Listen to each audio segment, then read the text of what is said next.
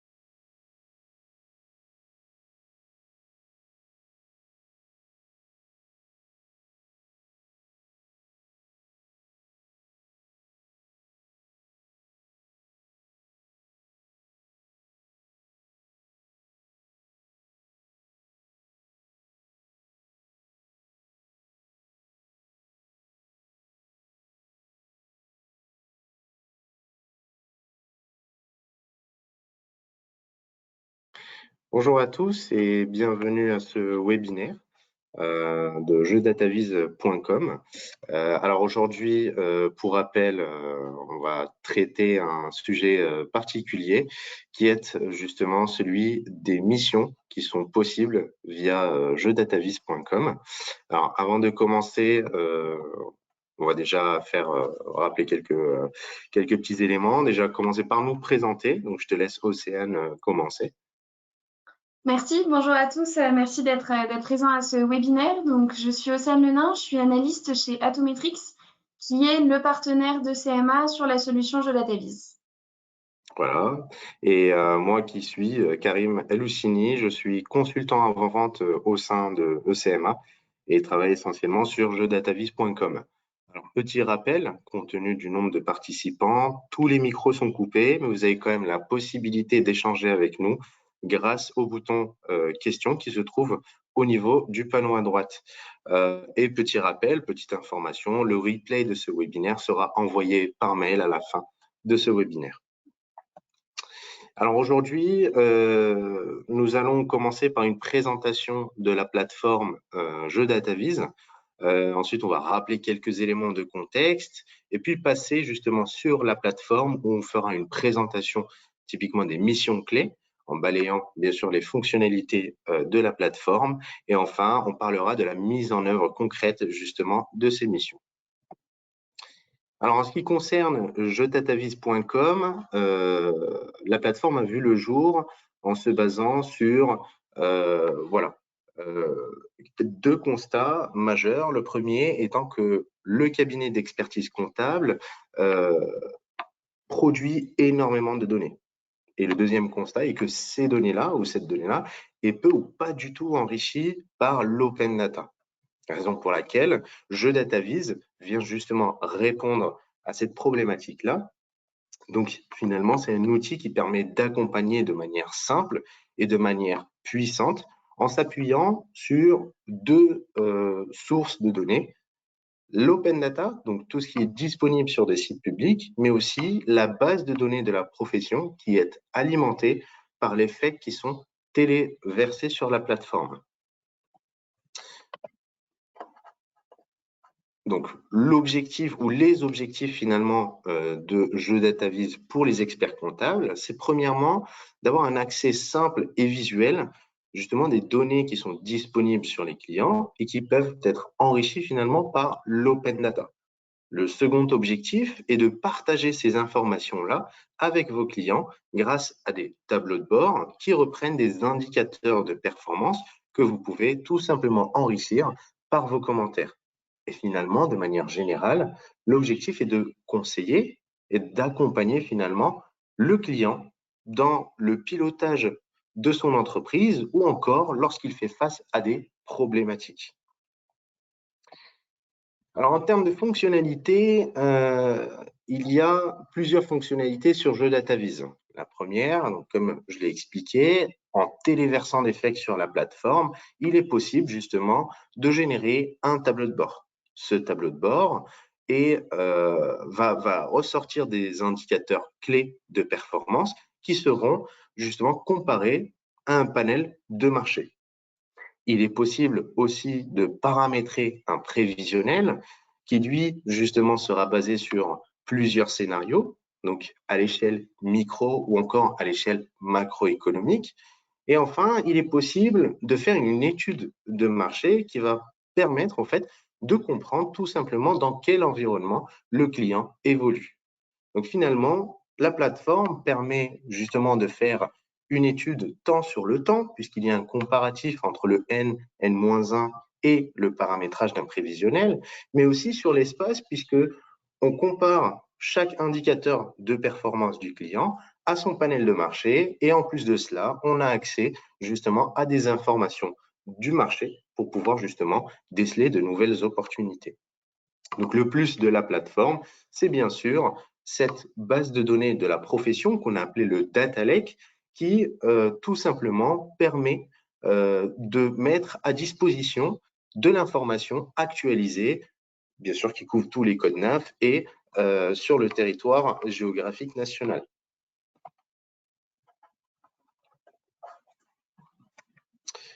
On va rappeler quelques éléments de On va parler de missions de conseil. Et aujourd'hui, les missions de conseil, au-delà, bien sûr, des missions traditionnelles que mène le cabinet d'expertise comptable, les activités de conseil représentent une part toujours très faible de leurs honoraires. En termes de chiffre d'affaires, selon une étude de l'Observatoire de la profession comptable, le conseil ne totalisait en 2013 que 8% du chiffre d'affaires total des cabinets de moins de 50 salariés. Un changement de paradigme, c'est-à-dire que les piliers de création de la valeur d'un cabinet d'expertise comptable semblent évoluer au fil du temps. Donc, comme on peut le voir au niveau du graphique, qui représente le pourcentage du chiffre d'affaires des cabinets par type de mission, on constate que en 2020, le chiffre d'affaires des cabinets reste dominé par la tenue des comptes, représentant 44% du chiffre d'affaires.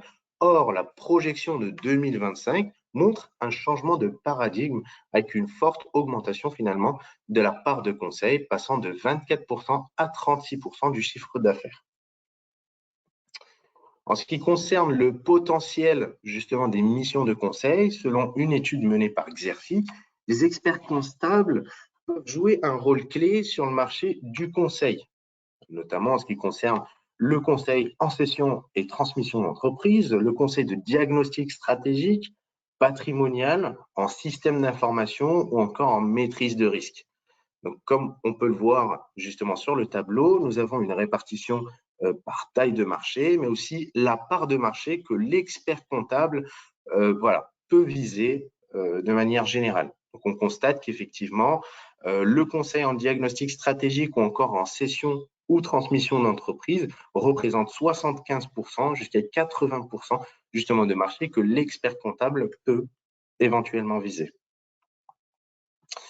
En ce qui concerne les nouveaux besoins de clients qui ont été détectés, donc d'après l'étude de BeReady et QuickBooks, voici les nouvelles missions hors expertise comptable et paie que le client aimerait voir proposer.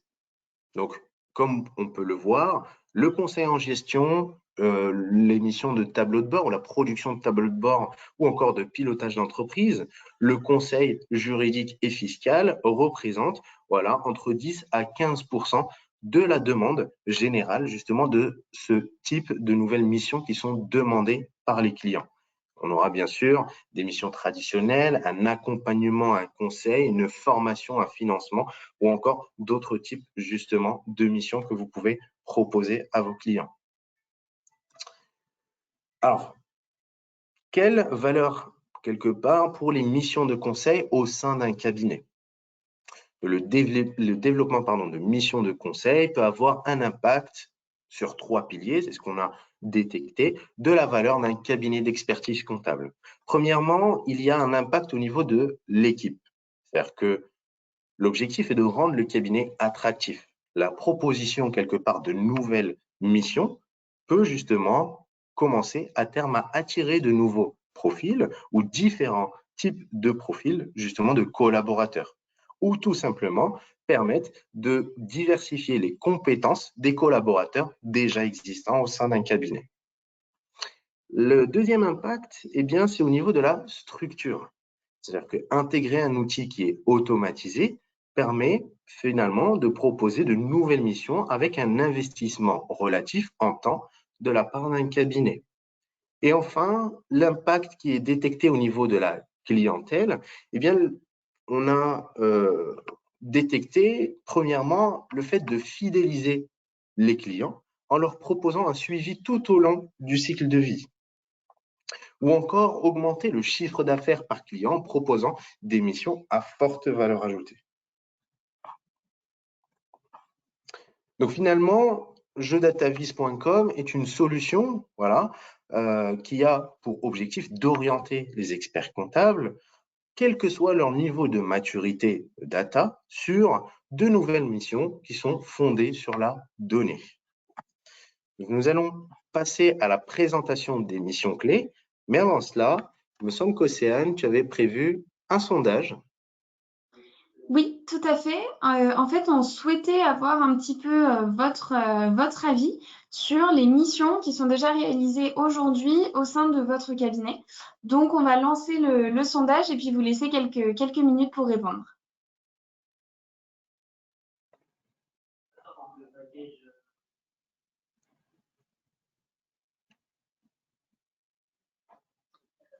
Ce sondage, il porte du coup sur les missions que vous réalisez. Donc, la liste qu'on a identifiée, ce sont des missions de remise de compte enrichie, de production d'études de marché, réalisation prévisionnelle, des missions de valorisation à la fois immobilière ou de valorisation de fonds de commerce, et enfin des missions d'accompagnement de créateurs ou de demande de financement.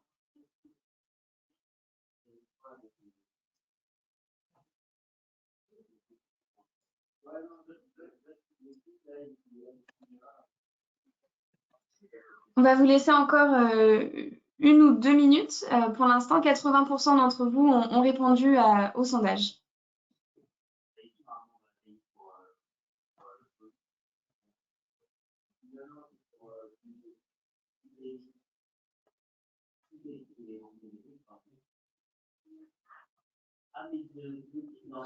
Qu'on peut voir comme première tendance sur vos réponses, c'est que la réalisation d'un prévisionnel est la mission parmi celles qui sont mentionnées juste ici, qui récolte le plus de voix, et arrive en seconde position la mission d'accompagnement de créateurs. Ensuite, on a des remises de comptes enrichies. Seulement 54% d'entre vous font de la valorisation immobilière ou de fonds de commerce, et seulement 11% d'entre vous font des missions d'études de marché, produisent des études de marché. Donc, c'est vraiment dans cet ordre-là, en tout cas, que les missions sont réalisées aujourd'hui au sein de vos cabinets. Le prévisionnel en premier, accompagnement de créateurs, remise des comptes enrichis, valorisation immobilière et production d'études de marché. Je vais fermer le sondage. Ce qu'on va voir maintenant, et merci beaucoup pour vos réponses, c'est justement vous montrer comment la plateforme peut vous aider à enrichir les missions que vous proposez. Je vais vous partager mon écran pour qu'on puisse présenter les différentes missions clés. Donc, parmi les missions que vous pouvez réaliser avec JeDataVis, on en a identifié quelques-unes qu'on a listées ici. On a justement la remise des comptes enrichis, la production d'études de marché, réalisation de prévisionnels, des missions de valorisation à la fois immobilière et de fonds de commerce, mais aussi d'évaluation d'entreprise, et enfin des missions d'accompagnement, accompagnement de créateurs et accompagnement lors d'une demande de financement. Ce qu'on va pouvoir faire ensemble, c'est balayer un petit peu ces missions et vous montrer concrètement comment l'outil JeDataVis peut vous aider à les réaliser ou, si vous n'en proposez pas aujourd'hui, à vous lancer sur ce type de mission. Donc, on va les prendre dans l'ordre et je vais vous montrer à chaque fois quelle partie de l'outil permet de répondre au mieux aux enjeux de la mission en question. On va donc commencer par la remise des comptes enrichis. L'idée ici est, dans le cadre d'un rendez-vous bilan, de pouvoir enrichir la remise des comptes et les interactions avec vos clients.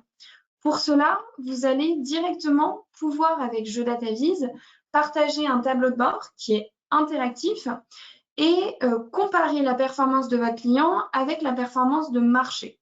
Je vais vous montrer tout de suite comment cela peut être réalisé avec la plateforme. L'idée est, à partir des faits de vos clients, de pouvoir générer automatiquement un tableau de bord. Ce tableau de bord, il montre évidemment les résultats de votre client, mais surtout, il les met en perspective par rapport au marché. Donc, vous avez en un clic un tableau de bord qui est un tableau qui vous permet de vous comparer à un panel de marché constitué de sociétés qui agissent dans le même secteur d'activité, dans la même localisation et qui ont des caractéristiques similaires, semblables à la société que vous êtes en train d'étudier. Donc, typiquement, ce tableau de bord, c'est vraiment un livrable clé en main interactif puisque vous avez la possibilité de le partager avec votre client directement, juste ici, pour enrichir la remise des comptes. L'enrichir parce que vous avez un produit, un livrable qui est clé en main. L'enrichir également parce que vous avez différentes visualisations de l'information qui vous permettent de rentrer dans le niveau de détail que vous souhaitez. Vous avez par exemple la possibilité de visualiser les résultats de votre client, juste ici, au niveau du chiffre d'affaires, de l'EBE ou encore du flux de trésorerie opérationnel grâce à différents visuels qui sont proposés et qui sont accessibles au client lorsque vous partagez son tableau de bord. Mais vous avez aussi la possibilité, grâce à la base de données, donc qui, comme on l'a dit, va être constituée de l'ensemble des données financières qui sont disponibles en open data, plus de toutes les données financières qui proviennent des FEC. Chaque fichier des écritures comptables qui est importé par un utilisateur de Jeux DataVis sera intégré dans notre base de données, ce qui permet de construire véritablement le data lake de la profession et une base de données qui soit la plus exhaustive possible. Grâce à cette base de données, vous allez pouvoir comparer indicateur par indicateur les résultats de votre client avec son panel de marché. Ici, vous voyez, on a votre client juste sur la gauche avec ses résultats qui sont exprimés sous forme de ratios. Et sur la droite, vous avez les ratios du marché et vous obtenez un indice de cohérence avec ce marché. Cet indice de cohérence, il vous permet de détecter potentiellement des anomalies par rapport à un comportement normatif de marché. Ici, par exemple, on peut voir que le poids des charges de personnel est extrêmement élevé par rapport au marché, puisque les charges de personnel représentent 21% du chiffre d'affaires, là où le maximum observé sur le marché est à 19%. Donc, ça vous permet, en vous comparant au marché, d'enrichir véritablement votre analyse et de donner des potentielles pistes d'amélioration à vos clients. Donc, c'est un premier pan de ce qu'on appelle enrichir la remise des comptes. Le deuxième volet sur l'enrichissement de la remise des comptes, il porte notamment sur cette brique-là, la brique évolution du marché, qui vous permet de sortir un petit peu de l'analyse, on va dire, purement financière pour apporter des éléments de marché sur l'environnement local de votre client. Et ici, vous avez de manière très synthétique un résumé, une synthèse de ce qui s'est passé sur le marché de votre client. Par exemple, on peut voir qu'à Cannes, il y a eu 3 créations d'entreprises, donc de nouvelles pharmacies, et 0 fermeture. On a l'âge moyen des concurrents, on a le nombre de procédures collectives qui nous permet de savoir s'il y a une difficulté particulière sur ce secteur d'activité. Et vous avez des multiples de valorisation des fonds de commerce. Donc, à l'échelle locale, ici, vous êtes à l'échelle de la région. Donc, en un clic, grâce simplement à l'import d'un FEC, vous allez avoir un tableau de bord qui vous permet de donner des informations financières et des informations de marché à votre client. Et c'est ce qu'on résume un petit peu ici. Vous avez vraiment 3 modules. On a des modules d'analyse, des modules d'études conjoncturelles du secteur et petit volet que je ne vous ai pas montré tout de suite parce qu'on a vraiment une mission dédiée sur le prévisionnel, un module de simulation de prévisionnel. Les apports de Jeux DataVis sur cette mission, c'est vraiment de vous permettre d'obtenir un tableau de bord qui soit clair et intuitif et de faciliter l'interaction avec vos clients par le partage de tableaux de bord, mais aussi par des fonctionnalités de commentaires qui sont disponibles, où vous pouvez interagir avec votre client et l'aider, par exemple, à interpréter son tableau de bord. Vous avez évidemment des comparaisons sectorielles, on en a parlé, et aussi des analyses, des rapports livrables clés en main que vous pouvez délivrer à vos clients. Et notamment ce rapport de performance qui va vous permettre de faire une synthèse sur la performance financière de votre client.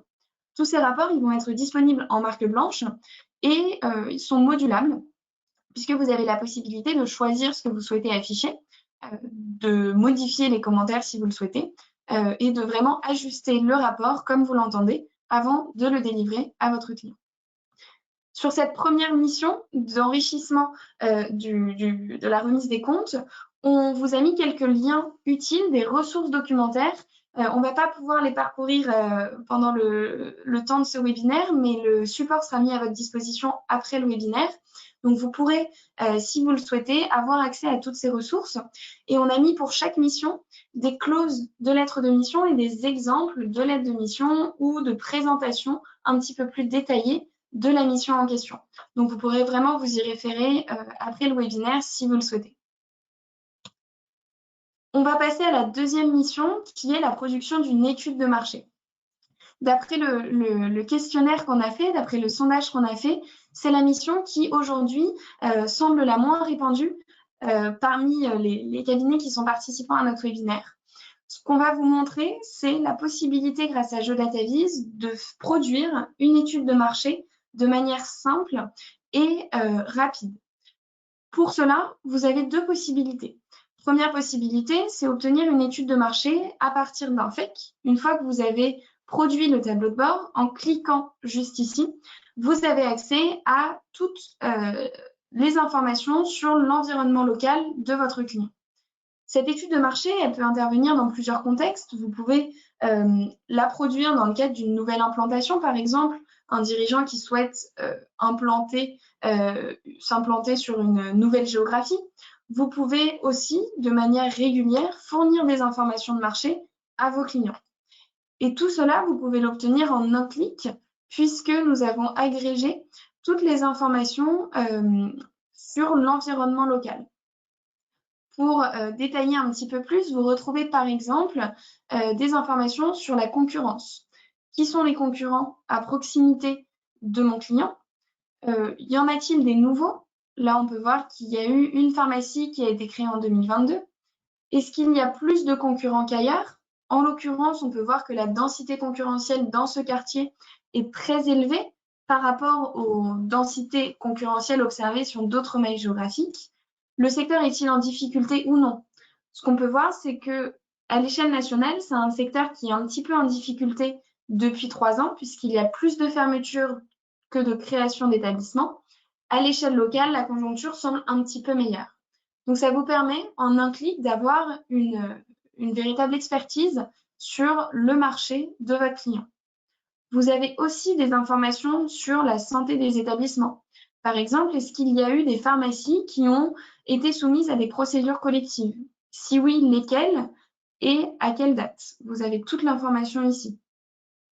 On a aussi des informations sur le dynamisme d'une localité, avec les commerces de proximité qui sont répertoriés et qui vous permettent assez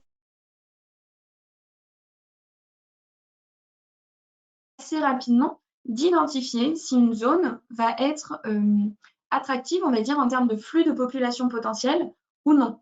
Et typiquement, cette rue-là semble quand même beaucoup plus attractive que celle du haut, sur laquelle il y a un potentiel de flux de population moindre, car les commerces sont également moins présents. Et on a enfin, sur la partie marché pur, des informations sur les résidents et la population de passage. L'idée ici, c'est par exemple d'accompagner votre client dans le choix de son positionnement, puisque vous avez des informations sur la densité de population, mais aussi les revenus disponibles par quartier, ainsi que des informations plus qualitatives sur l'âge des résidents et les catégories socio-professionnelles.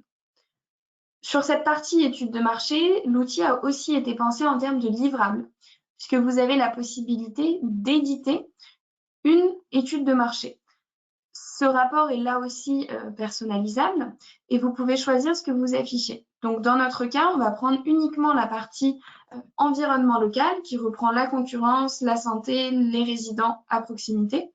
Et vous avez un rapport clé en main sur lequel vous pouvez ajouter vos commentaires si vous le souhaitez, qui est téléchargeable en format PDF et que vous pouvez directement délivrer à vos clients.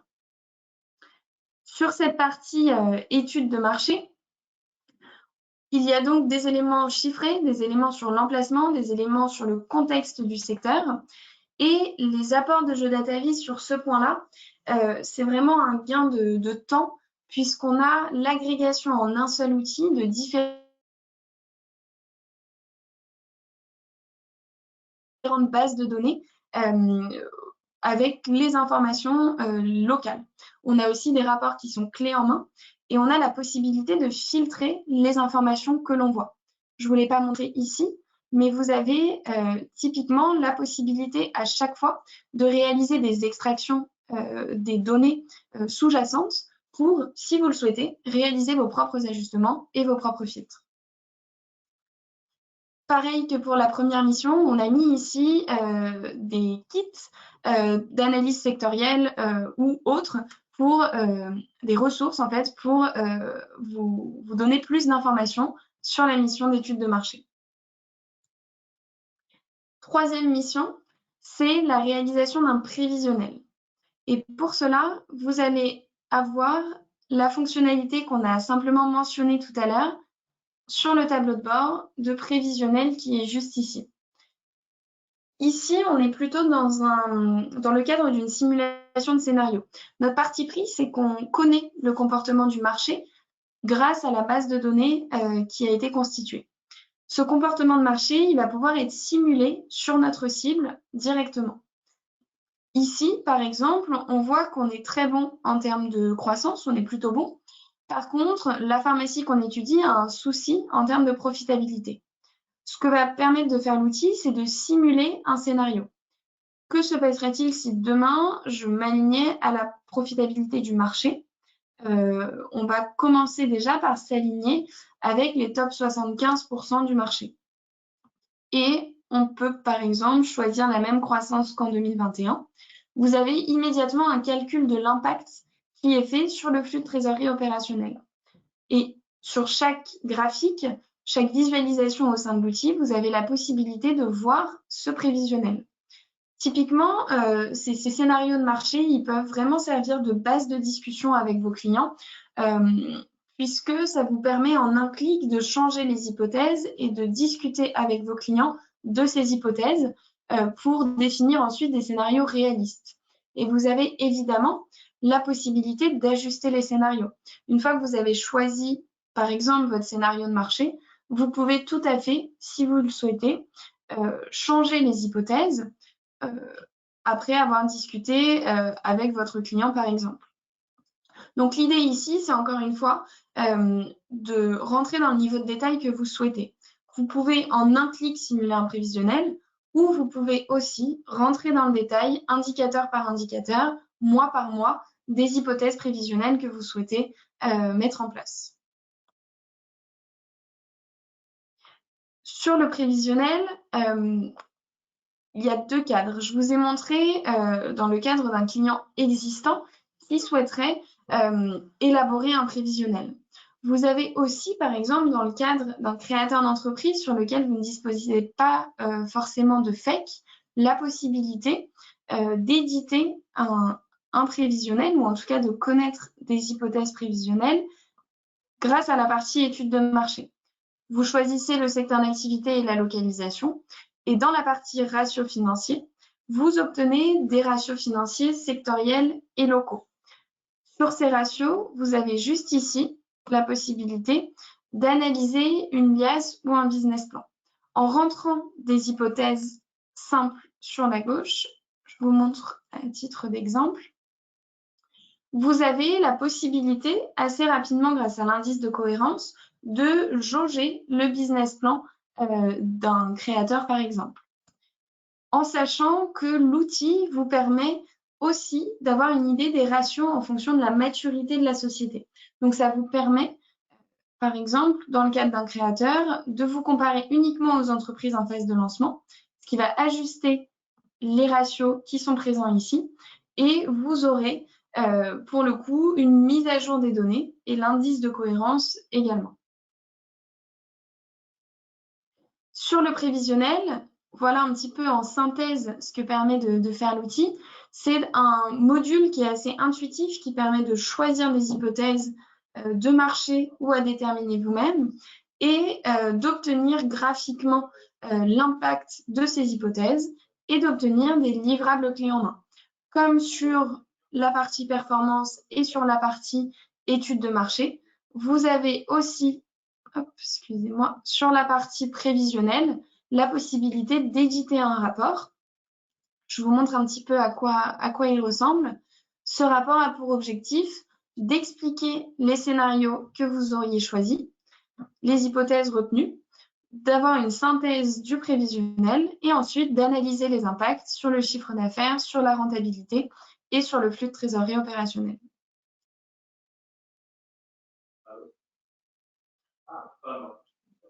Sur le prévisionnel, on a aussi quelques ressources. Donc, on a notamment rédigé un petit guide un petit peu plus poussé et qui reprend pas à pas les étapes pour établir un prévisionnel avec GeoDataVis. Et on vous a mis aussi des exemples de lettres de mission directement dans le support du webinaire. On va passer aux autres missions et on va pouvoir traiter les deux missions un petit peu simultanément, à savoir la mission de valorisation immobilière et la mission de valorisation de fonds de commerce. Ces deux missions, elles vont être réalisables grâce aux informations qui sont disponibles dans l'outil. La première mission dont on va parler, c'est la mission de valorisation immobilière. Pour cela, vous avez le menu Vente immobilière qui est disponible juste ici et qui vous permet d'obtenir une cartographie de toutes les transactions qui ont eu lieu par type de bien à l'échelle locale. Par exemple, un cas d'usage qui nous est souvent remonté, c'est dans le cadre de l'IFI, par exemple, où vous allez pouvoir obtenir des références de marché pour un appartement, pour une maison, pour n'importe quel type de bien, et avoir le prix pour chaque transaction, la date de la transaction et le nombre de mètres carrés pour obtenir un prix par mètre carré. Sur chaque parcelle, vous avez aussi un historique qui vous permet de voir l'évolution des prix. En prenant un petit peu de recul, ça vous permet d'obtenir des prix par mètre carré par type de bien à différentes mailles géographiques. Typiquement, ici, vous voyez qu'on est au sein d'un quartier à Cannes. Donc, c'est une maille géographique qui est très resserrée, qu'on va toujours comparer à d'autres mailles géographiques pour savoir si la localisation a une certaine spécificité ou non. Et vous avez aussi un historique depuis 2014, ce qui vous permet de prendre un petit peu de recul et de savoir comment ont évolué les prix par mètre carré par type de bien à l'échelle locale en bleu et à l'échelle nationale en gris. Donc ici, c'est vraiment un menu qui vous permet rapidement d'obtenir toutes les références de marché qui sont disponibles. Et ces informations qu'on a sur les ventes immobilières, on les a également sur les ventes de fonds de commerce. Et c'est du coup la deuxième partie la deuxième mission transactionnelle qu'on a mentionnée. Sur les ventes de fonds de commerce, vous allez avoir tous les fonds qui se sont vendus à proximité de l'emplacement, avec pour chaque transaction le prix, la date, l'acheteur, le vendeur. Et on va croiser en fait ces données avec les données financières qu'on possède pour obtenir des multiples de valorisation. Ici, hop, vous avez des multiples de valorisation, multiples de chiffre d'affaires, de BE et d'effectifs à l'échelle locale et à l'échelle nationale. L'objectif est véritablement de pouvoir affiner un petit peu ce que vous regardez pour correspondre le plus possible au fonds que vous êtes en train d'étudier.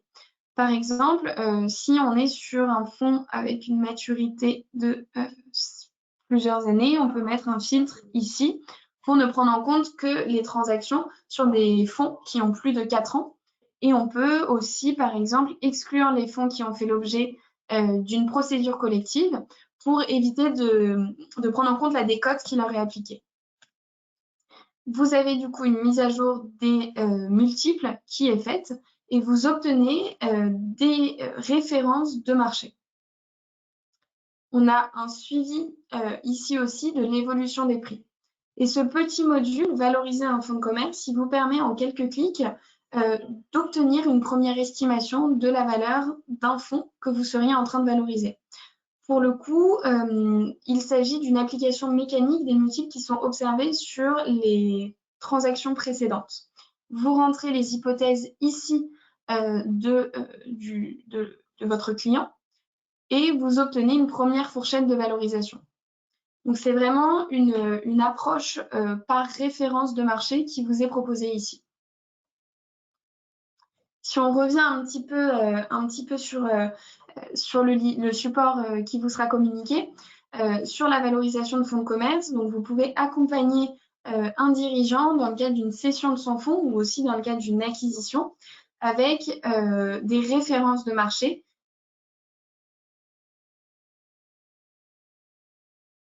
et un module de valorisation qui est clé en main.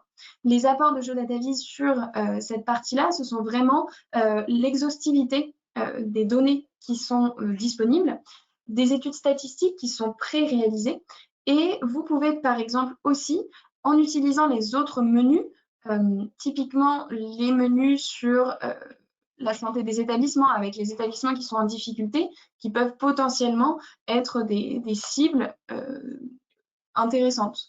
Donc, à vous, en fait, d'utiliser toutes les données qui sont disponibles dans la plateforme pour éventuellement faire des études d'opportunité.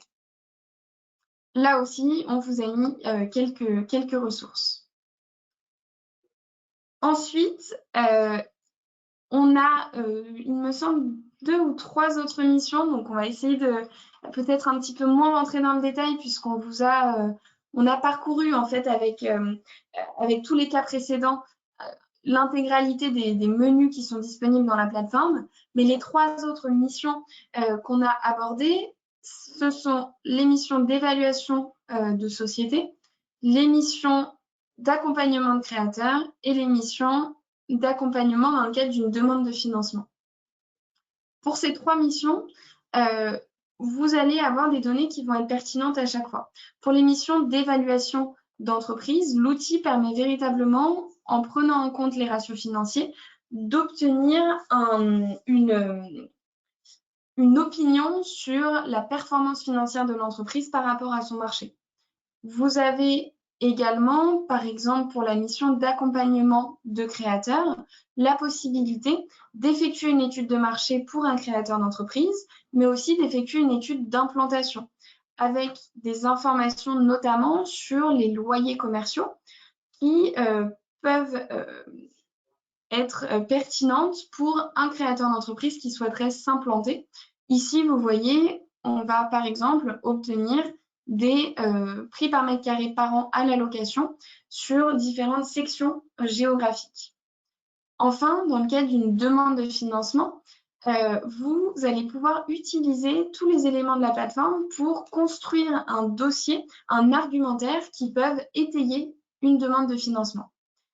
On n'aura pas le temps de rentrer dans les détails de toutes ces missions aujourd'hui. L'idée était vraiment de vous montrer un petit peu un panorama global des missions qui sont réalisables. Pour autant, on a des webinaires spécifiques sur chaque mission si vous souhaitez entrer un petit peu plus dans le détail de chacune des missions.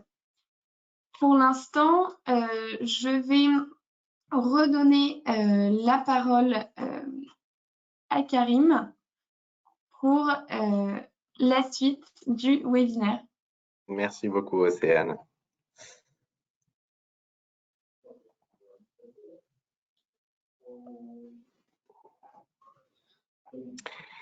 Alors nous voilà arrivés à la dernière partie qui va traiter justement de la mise en œuvre justement de GeoDataVis justement ou plutôt la mise en œuvre pardon des missions au sein du cabinet.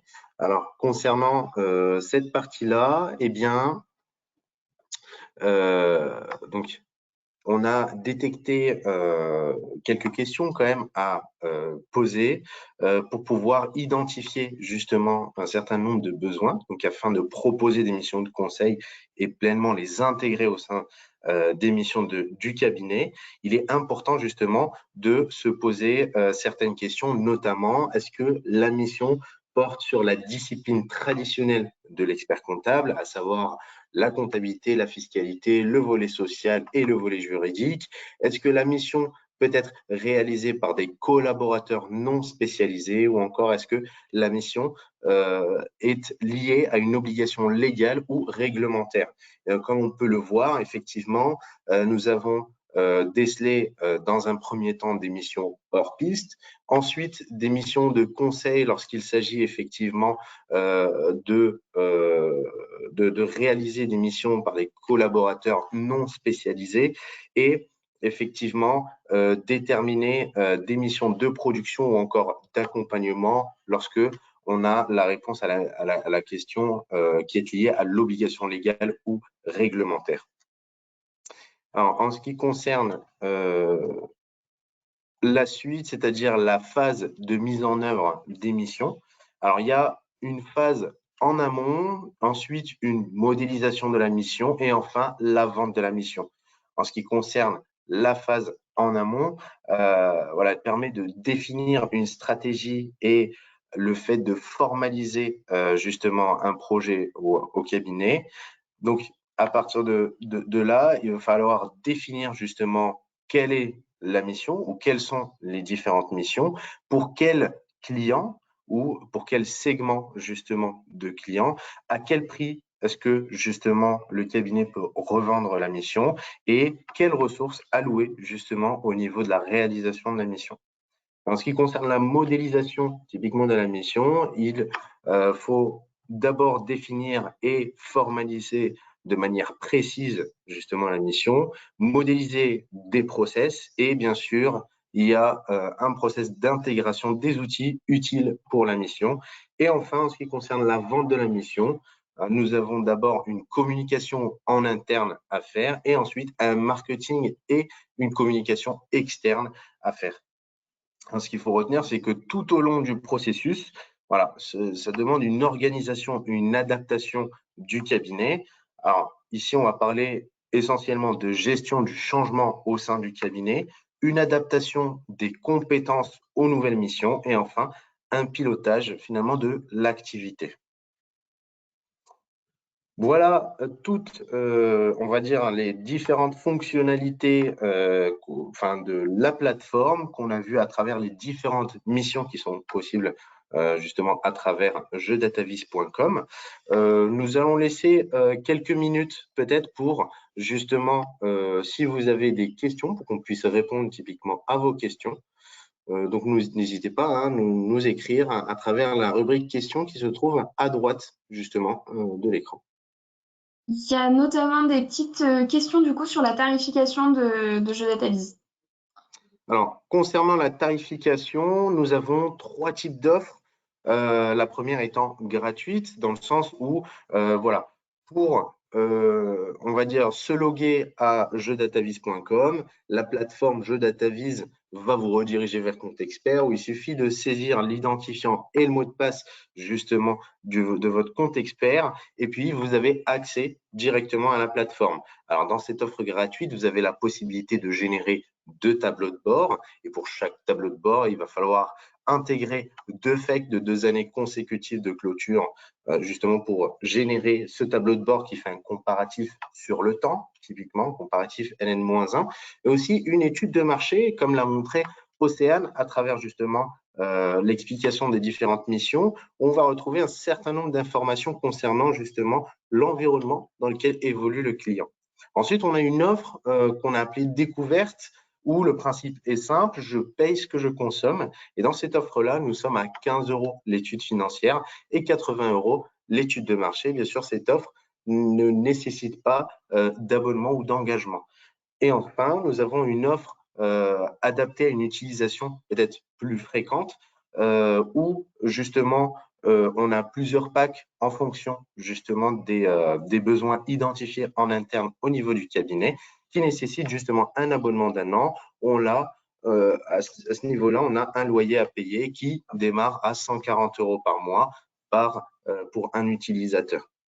Et dans ce pack-là, nous avons bien sûr des études de marché en illimité. Il est possible de bénéficier aussi de la marque blanche, de paramétrer son tableau de bord en fonction bien sûr de l'analyse que vous voulez porter, donc modifier les indicateurs de performance et enfin faire des extracts Excel si toutefois vous avez justement envie de travailler les informations sous format Excel. Donc voilà les 3 différentes offres qui sont expliquées de manière générale que vous pouvez retrouver sur notre site au niveau de la tarification.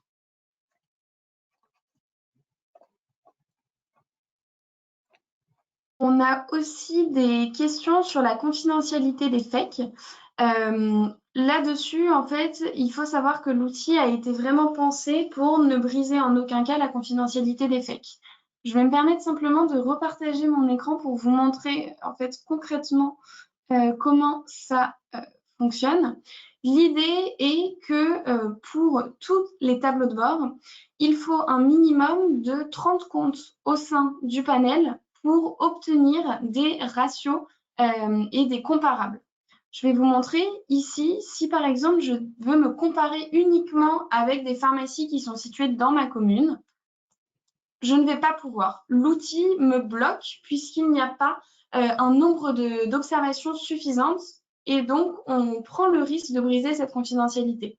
Nous, on a fixé un minimum d'observations pour justement respecter ce secret statistique et ensuite fournir des statistiques qui soient fiables.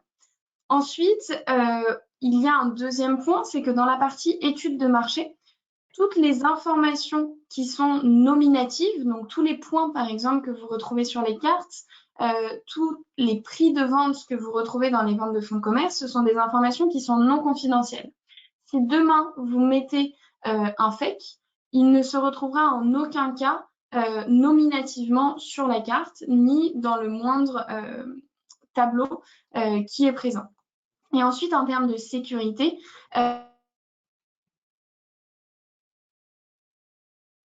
il faut savoir que les données sont